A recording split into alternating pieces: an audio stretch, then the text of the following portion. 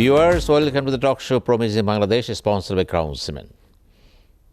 Today we'll discuss about the issues, politics and economics. This is a very, very important topics of the day. And to suit the purposes, we have invited two very, very important guests here. One is Mr. Hassan Ace Mansoor. He is Executive Director of PRI, Policy Research Institute, and he's also an expert who worked for a long time in IMF. Well, how are you, Mr. Hassan? Fine, thank you. Thanks for the Other being Dr. Jamaluddin Ahmed. He is the former chairman, Janata Bank Limited. At the same time, he was the General Secretary of Economic Association of Bangladesh.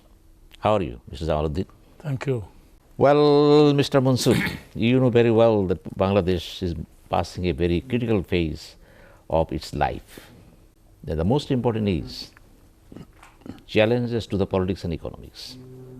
And being a leading economist, how do you relate the two?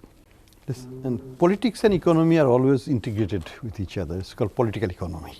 And all policies are basically an extension of political economy, because every policy makers are by definition at the helm of it is they're politicians and they formulate policies. So they look at it from political economic angle.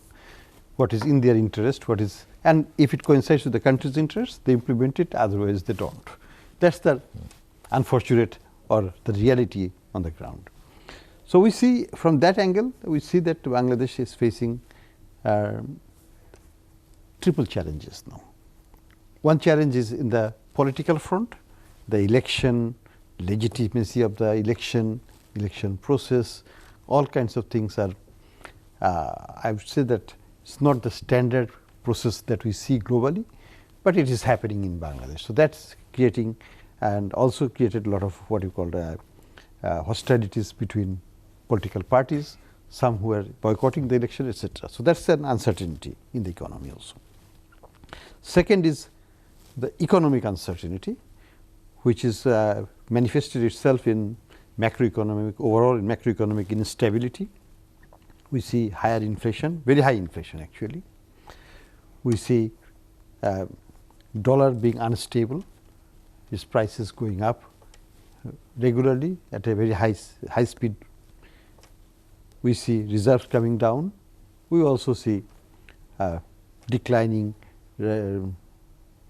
revenue for the government, and government borrowing from the banking system ballooning in the process, and debt burden also increasing sharply. So there is a macro instability along with financial sector instability. Banking system is in, basically you can say, is in serious stress, if not in ruins.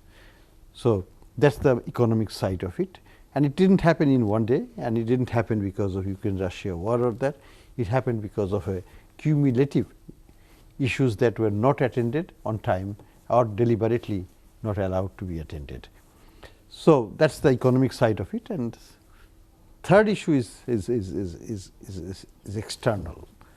That means certainly we see that there's some interest of big powers in Bangladesh election, Bangladesh human rights issues, Bangladesh labor issues, and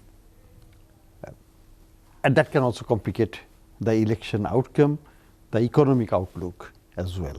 So this triple called forces or sources of instability, potential instability, is creating a lot of tension in every aspect.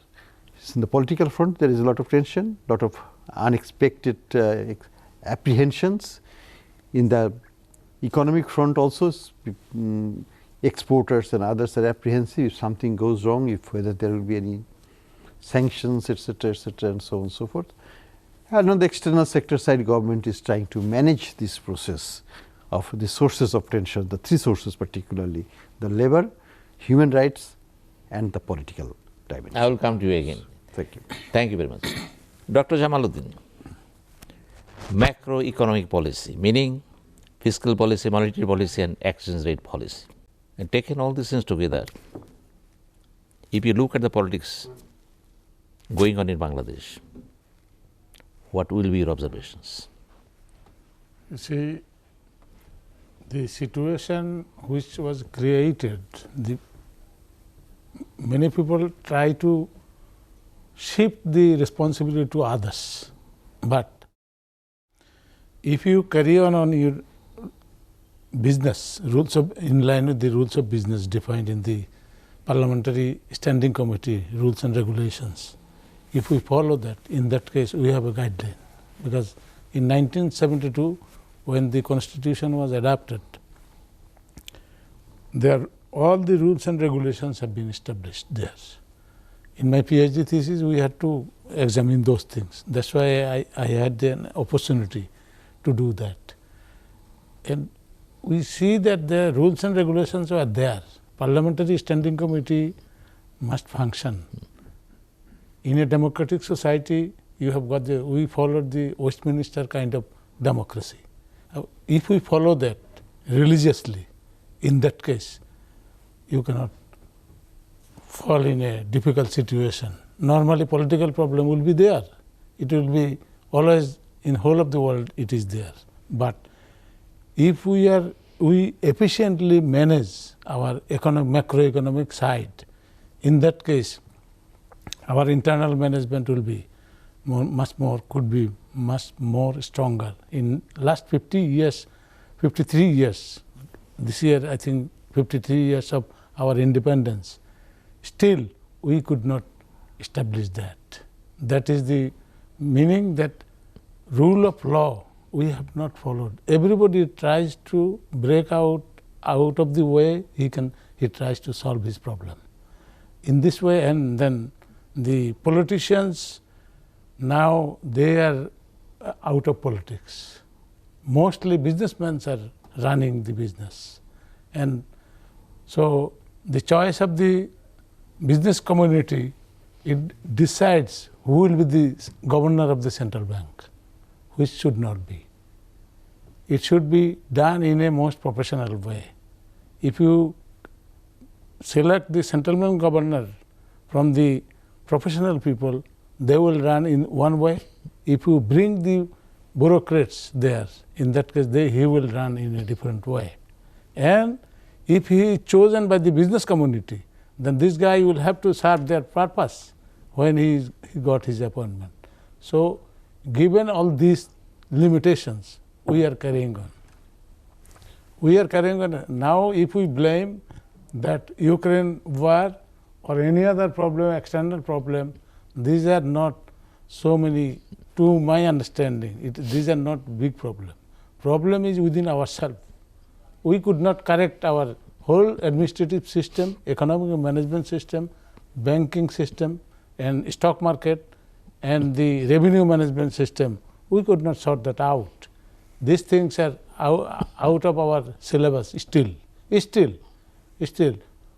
is out of our agenda. So what result do you get? You cannot get result by plowing this mango tree. You cannot get from there other fruits. You will get the mango, only mango. So the guy who can produce thinking way, the way of our educational system is designed, because from primary education to our higher education, we cannot compete internationally. And the remittance, whatever money we are getting. I will come to you again. Dr. Mansur, you know very well the very birth of NBR is an addition to our national structure, taxes administration. The very post of the chairman was not given to the bureaucrat, but later it was decided that it will be this post to fill up by the bureaucrat. And do you feel that very chair of in NBR should be in consonance with the spirit of the NBR?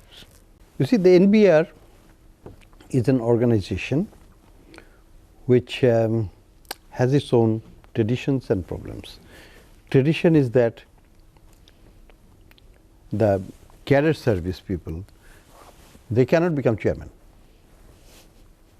They can go up to members.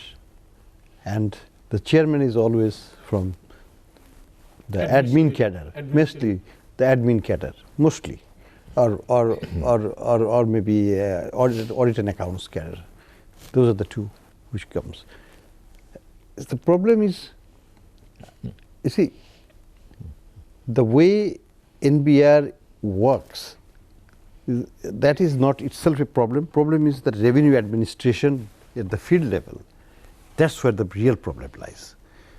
Field level, if you go to that, is based on a geographic distribution.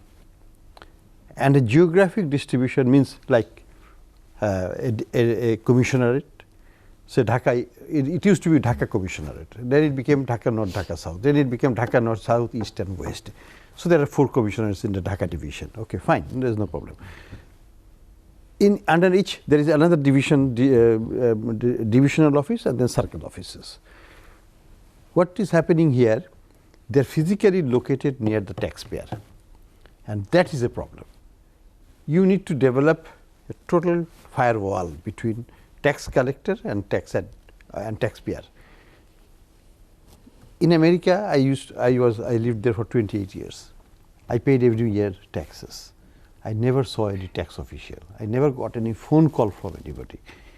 Of course, they would communicate with taxpayer, but in writing. In writing. And whenever I was sending my tax return, I used to send it to an address which was in Montana, about 2,500 miles away. And California guy who is filing returns will be in New Hampshire, another 3,500 miles away. That's how you create a distance between where your documents are and where you are. And we have allowed a situation where we live neighbor. We shake hands, result is corruption, result is inefficiency, result is compromises at the loss of the public exchequer. So essentially, we need to create a modern tax administration. And secondly, we also need to separate tax policy from tax administration. The current NBR will never allow it. They want both because it gives them authority. And the tax administration, in doing the tax policy administration, you create an atmosphere so you benefit from the administration itself. So your policy serves your administration. That's not right. It creates conflict of interest. So all that we need is a separation of that, creating a separate tax policy department, and another one is you can keep NBR as a tax administration department. Thank you very much. Thank you very much. We will come to you again. Viewers, we are going for a short break and come to you again very soon.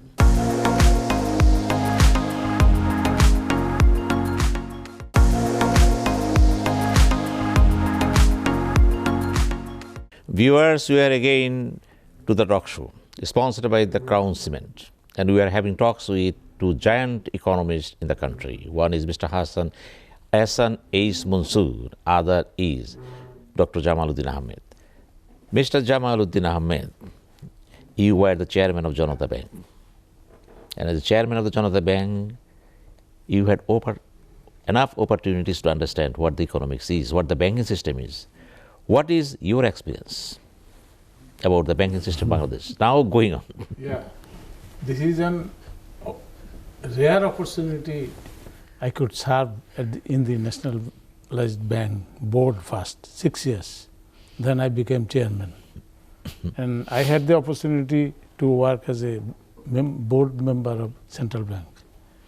So in my view, actually the way the system is running, the governance problem is important, because interference in the nationalized bank, all the time you are under pressure. You are under pressure from the business community, at the same time from the ruling government. So you have to make a balance between, and many people can manage it, everybody cannot manage that. That's the problem. Problem is that whenever you make a loan application, then the process is that they submit the application in the branch, then it goes to the regional office, then it comes to the divisional office, then from divisional office it goes to the DMD credit. In this process, it takes long time.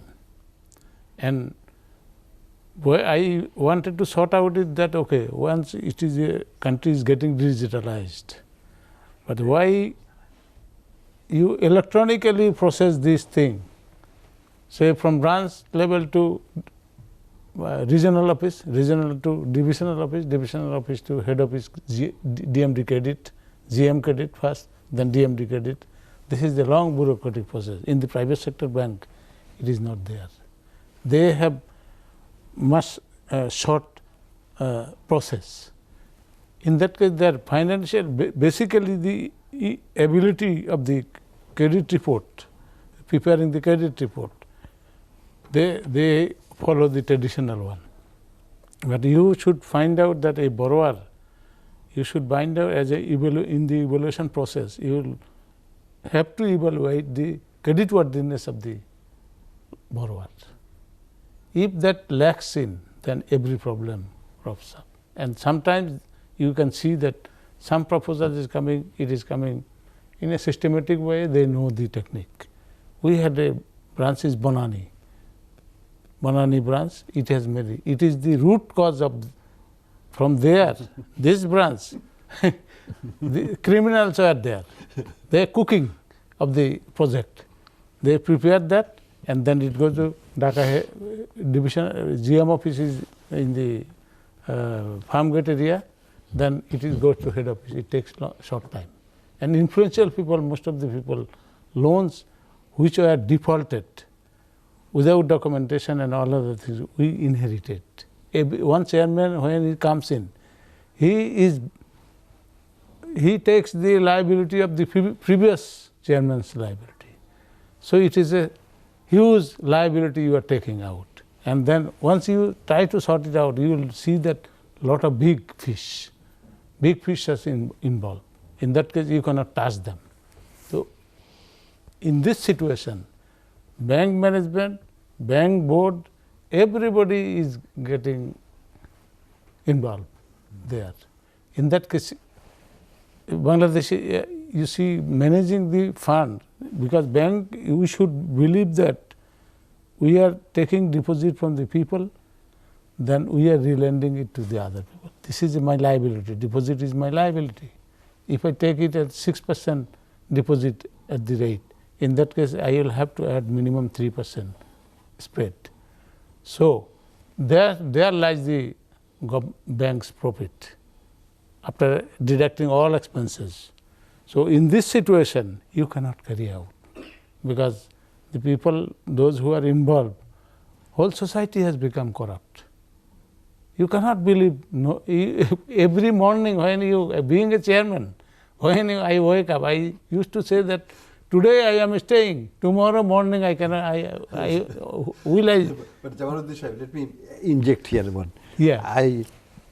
You can still operate a good bank even in this contaminated environment. I happen to be in one of the Bragg Bank. I was the chairman for several years. There I never faced any pressure. Yeah. Absolutely zero pressure. You are protected. And the governance quality was absolutely fantastic, because there was, everybody is an independent director, everybody, virtually. There is no owner of the bank. Yeah. So there is no ownership structure, and there is no political pressure like if the owner is the government, then there is a political pressure. So it was actually, I would say, very well managed without excessive pressure. Only pressure was from the regulators, sometimes asking for a job, this, that, which is nonsense. These are within the deplorable, but it happens. Limit. But it happens. You must have faced the same music from regulator. But actually, you can run a good operation, provided two things. If you may wish to supplement it. Yes. In my view, the board has to be absolutely clean, run by competent people with no commitment or no liability to somebody else. If somebody else has appointed me, then he has a string on me. If you can bring those people in the board, And the board exercises its authority to bring the management quality up to that standard. You are in reasonably good shape despite the problem. There are problems. There will be always non-performing loans, this, that. But it will never be like 10%, 15%, 20%. It will be like 2%, 3% kind of problem. It's a natural phenomena. So, please continue. In that You case, can do it. My point is that you can do it, but system is not allowing it to happen. System is not allowing because you are not selecting the board members Yeah. with their eligibility criteria, fitness criteria. You are putting someone who does not understand, even he has no experience in running a shop, small shop. He has no business background. So whenever he comes in, he thinks that deposit, whenever most of the private banks, with exception, many private banks, their directors, they think that this is my asset. But it's not, because you have given, say for example, 10 crore or 15 crore taka, you have given this as a sponsor. But whenever you are taking the deposit, this is your liability. They do not consider that. And most of the cases, this happens that they think that this is my asset. So in the state-owned banks, that is a different criteria, because government is appointing someone. I cannot challenge that. Even chairman is not asked that somebody is coming as a director. Do you take any interview? No. It is not done. It is the finance ministry, the people, banking division. If you can convince the banking division secretary or any other influential person, in that case you can enter there. You are entering, but without any experience, without any experience. So what he will do? He thinks that if I take alternative means, in that case I can be gainer. I will not be for the long time I am not an owner, because I will not be there. After 3 years, maybe he might be changed. So this 3 years he thinks that this is my earning year. So every day he try to maximize that. Not for the serving of for the institution, but earning for on the personal behalf. Yes. But he is interested on that. So in that situation, if we want to overcome, then central bank is the guardian of the money market. So central bank should prepare a fitness criteria. For I propose in the central bank board that Mansur bhai, apni jodi eta dekhen, if you want to check, you can check it. I brought those things. I thought that it should be changed. In discussion, during my tenure, I appointed at least 5 directors or 6. Everyone was vetted by me personally, by calling them, meeting them, and seeing their previous 20, 30 years of track record in their career, and making sure that nobody of any controversy gets into the directorship. That is the best practice. And that's why you get the good people there, and their attitude is not to earn for themselves, but to serve for the institution for a limited time. Because we are here only for a limited time. And the best we can do is serve it with our best of interest and leave it in good shape. In that case, BRAC Bank is something different from all the private banks. It is very much reputed bank, and there is an organizational stability and is the fairness and credibility. What about the other private banks? No, you see, you can create that. Issue is that you don't create it.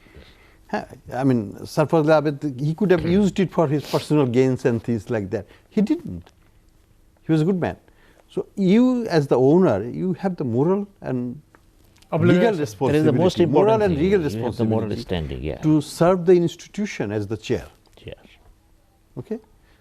And you find a successor when you are not there. Like, for example, when he was detected with the cancer, he just asked to see me, and he said that you take it over. I'm going, but I said, why me? He said that I considered you are the best in the lot. Please take it.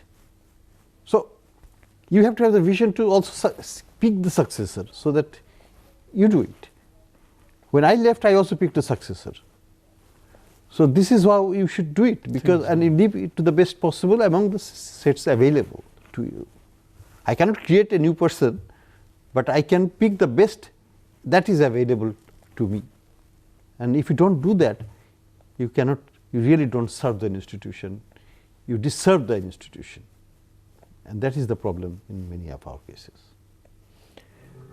And did you face any challenges during your tenure? Fortunately, no. In the sense that I used to have two faces. I was a public person. I used to make statements. I used to make very critical statements about Bangladesh Bank. So my MD used to be very, afraid, apprehensive. That, sir, please don't say something that will put me into firing range.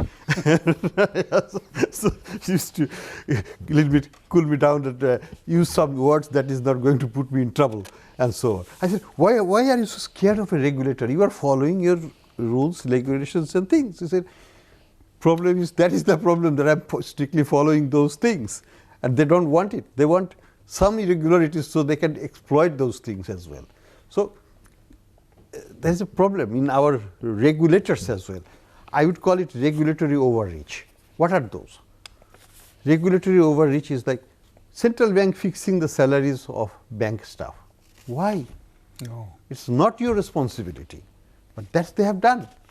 Central bank will approve the leave for all the MDs. Why? There's a chairman, there's a board. MD will leave wherever for his personal business on leave. That is the board's responsibility to grant him leave. Why?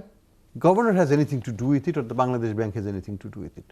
This is regulatory over. You are not doing your own real work, and you are looking at those things which you shouldn't be doing. So that's what needs to be stopped. Unnecessary regulatory overreach. Asking for jobs for your relatives, this, that. Strictly should be prohibited. No central bank staff should call any bank staff for any kinds of police. Like police. This is where central bank should also be a central bank. You would not keep your In that case, you have to look at the composition of the central bank, board of directors, central bank. Yes, you see, central bank boards of directors, he was in the board of directors. Who are they? No, basically it's appointed by the government. But most of them are the 100%. bureaucrats. Most of them are bureaucrats, one or two from outside, but it is done by the board composition is that one from BIDS, which is a government organization, one from National Board of Revenue chairman, he is also government employee, banking division secretary, and the finance secretary. So out of board members, these are the core government people. They are the secretary. And how he managed that, I don't know. NBR chairman, what he can contribute to the central bank monetary policy and all the management of the central bank. But he sits over there. Okay, thank you very much, Dr. Awaludin. We'll come you again. Viewers, we are going for a short break, and very soon we are coming.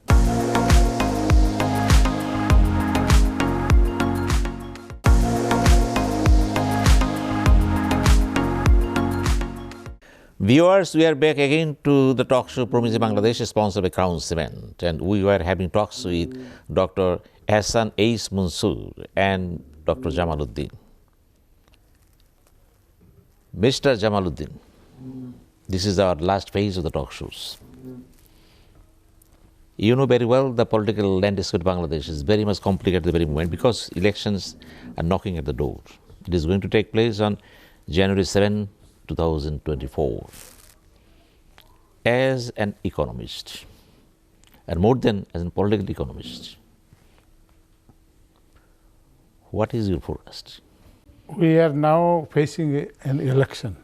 So how election management goes in a proper way, acceptable way, participatory way, and neutrality of the voters' participation larger, that is the expectation. But the passing of the days, we are seeing that a certain uncertainty, most of the people, everybody is uncertain about this thing. And because major one political party, they did not participate. And or there is to my understanding, that both of them are trying to trap one, and the other tries to another one, because specifically BNP Jot tries to put Awami League Jot in a trap. At the same time, Awami League also trying to put them in a trap in this election. So this is the competition going on. So how we will manage that? After that, we can predict the situation, what will happen. Political scientists, they can predict, but we are not politicians. We deal with the economics. But one thing is that economics depends on the stability of the government. If the political stability is not there, then economic stability you cannot expect. But the thing is that your supply system is disrupted. Raw material from Chittagong port, Chalna port, you cannot bring that through truck. And public passengers carrying the buses, they are not running. Only train is running. It means so many negative things are coming. Yeah, every day 15,000 crore. And thank you very much, Dr. Ehsan Ais Mansoor. You are an economist, and more or less, as you utter the word, the political economy. And being a citizen of Bangladesh, you are really concerned with the situation going on. What is your reading, please? Frankly speaking, I am disappointed with our political parties, political process, absolute lack of democracy. Within the party there is no democracy. In the country there is no democracy, frankly speaking, and the election process, it's a drama. It's nothing but a drama. What is going to give us? Why do you waste money on that? I don't understand, because it's not worth spending a dime even on this election, which is all shared seats and shared arrangements. So what is going to come out of it? Nothing. So we need to think seriously that this kind of culture leaves no future for our future generation, and ultimately the country will pay, the society will pay, our future generation will pay, or they will leave.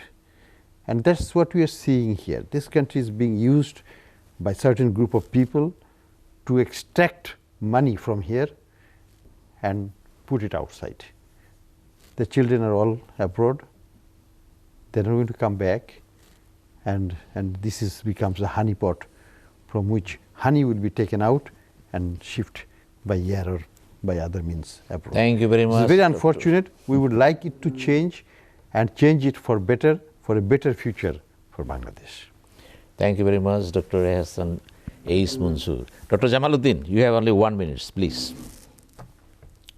You see, we should think, I agree with Ahsan Bhai, because we will have to create something for our future generation. So public accountability is a must. If you without voting, if you come to power, in that case, it will be just like the communist country, China.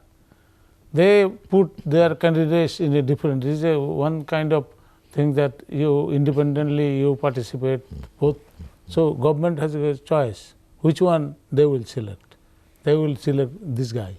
In that case, democracy, the value of democracy, our objective of our being an independent country was the democracy. So that democracy we are getting lost. Democracy, social justice. Yes. Both are. Yeah, both. Justice Department functioning becoming ineffective. So governance process we should improve. Parliamentary Standing Committee should function in line with the constitutional requirement. Rules of business, that is not happening now. I don't know how many standing committee meetings, because of the 52. Well, if election takes place in normal mood and mood, and many people are apprehending of sanctions, what is your understanding about it? You see, we cannot afford to do that. simple answers. Our foreign policy and foreign ministry, those who are our leaders, communicating, tasking this job, that responsibility they are not performing. They should go and communicate with them that this is our strength, this is our weakness. We want to overcome from time to time. But if we go in a hostile attitude with them, in that case, you cannot win. You cannot win because the American hegemony, the way they have captured the whole world after Second World War, financial system, political system, they have got military position more than 70 countries, more than 800 locations. This means militarily and naval power, everything they have got the control. Now Russia has become weak and China remains, today he is with you, tomorrow may not be. There is no surety.